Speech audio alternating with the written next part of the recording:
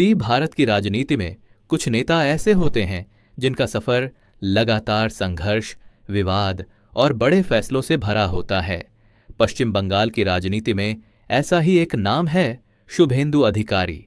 एक समय ममता बनर्जी के सबसे भरोसेमंद नेताओं में गिने जाने वाले शुभेंदु अधिकारी बाद में भारतीय जनता पार्टी में शामिल हुए और बंगाल की राजनीति का बड़ा चेहरा बन गए। आज की इस वीडियो में हम जानेंगे शुभेंदु अधिकारी की पूरी कहानी, उनका शुरुआती जीवन, राजनीतिक सफर, नंदीग्राम आंदोलन, टीएमसी से दूरी, बीजेपी में एंट्री और पश्चिम बंगाल की राजनीति में उनकी भूमिका। शुरुआती जीवन। शुभेंदु अधिकारी का जन्म 15 दिसंबर 1970 को पश्चिम बंगाल के पूर्व मेदिनीपुर जिले में हुआ। वे एक राजनीतिक परिवार से आते हैं। उनके पिता शिशिर अधिकारी लंबे समय तक राजनीति में सक्रिय रहे और तृणमूल कांग्रेस के बड़े नेताओं में गिने जाते थे। बचपन से ही शुभेंदु का माहौल राजनीतिक था। उन्होंने अपनी पढ़ाई कोलकाता और मेदिनीपुर क्षेत्र में पूरी की। कॉलेज के दिनों से ही उनमें नेतृत्व क्षमता दिखाई देने लगी थी। छात्र राजनीति में उनकी दिलचस्पी बढ़ती गई और धीरे धीरे उन्होंने खुद को एक जननेता के रूप में स्थापित करना शुरू किया। राजनीति में एंट्री 1990 के दशक में शुभेंदु अधिकारी सक्रिय राजनीति में आए।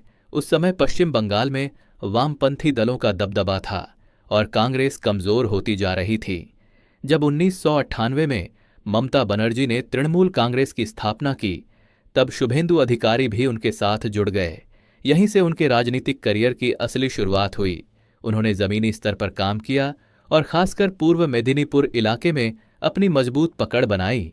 उनकी पहचान एक ऐसे नेता की बनने लगी जो जनता के बीच रहकर राजनीति करता है। नंदीग्राम आंदोलन और बड़ा मोड़ शुभेंदु अधिकारी के राजनीतिक जीवन का सबसे बड़ा टर्निंग पॉइंट था।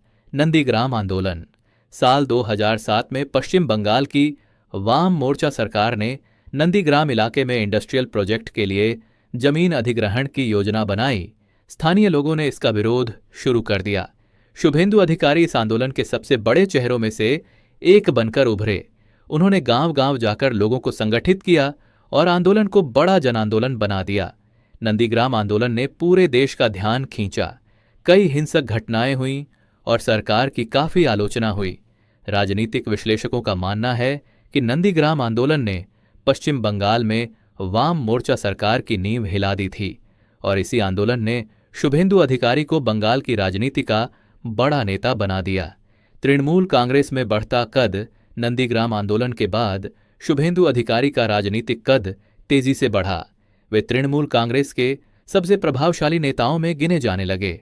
उन्होंने लोकसभा चुनाव जीते और बाद में राज्य सरकार में मंत्री भी बने। परिवहन, सिंचाई और अन्य विभागों की जिम्मेदारी उन्होंने संभाली। उनकी खासियत थी कि वे संगठन पर मजबूत पकड़ रखते थे।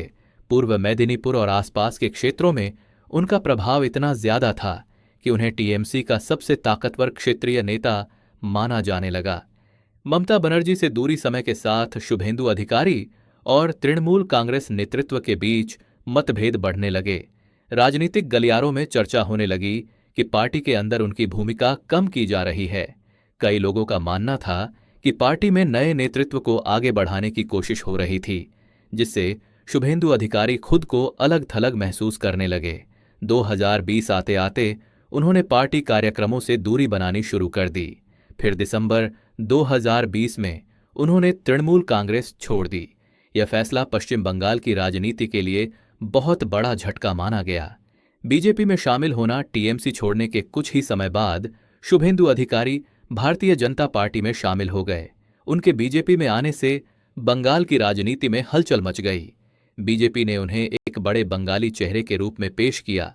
उन्होंने राज्य भर में आक्रामक प्रचार अभियान शुरू किया और खुद को ममता बनर्जी के मुख्य प्रतिद्वंद्वी के रूप में स्थापित किया। 2021 विधानसभा चुनाव और नंदीग्राम मुकाबला। 2021 का पश्चिम बंगाल विधानसभा चुनाव भारतीय राजनीति के सबसे चर्चित चुनावों में से एक था। सबसे ज्यादा चर्चा हुई नंदीग्राम सीट की, जहां मुकाबला था ममता बनर्जी बनाम शुभेंदु अधिकारी।